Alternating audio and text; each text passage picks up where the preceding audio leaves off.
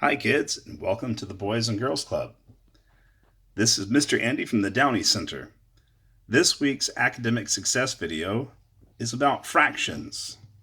We're going to do a very simple exercise to compare fractions and understand what they mean and what their value is. The only thing that you need is a paper and a pencil. Very simple. Okay, so we'll start by looking at two fractions.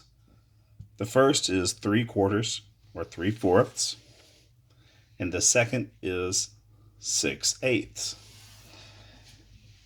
Now, what this fraction looks like is the square that we see here. This is 3/4, and we can see that the square is divided into four different sections, and the value is represented by the three sections that are filled in. So we have the number 1 divided into four parts, but our fraction only has three of those four parts.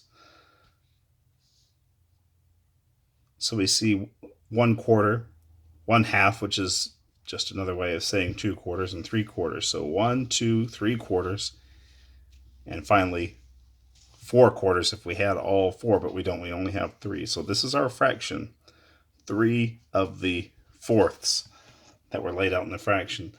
If I compare that to 6/8, I can see that they look basically the same, don't they?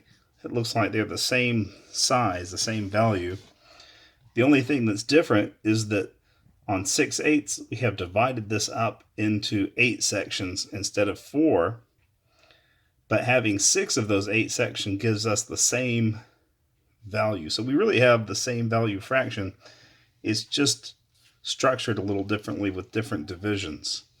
And that's basically the same things if I had a pizza, and that pizza, as we see, we have 3 out of 4 slices, and compared to 6/8, I have 6 out of 8 slices, but I still get the same amount of pizza. So I don't really care that they're a little bit different. They still have the same value. Okay, well, we're just going to study this a little bit and see if you can play with some of your own examples of fractions by making these little boxes. And then we'll pick this up on the next lesson. See you next week.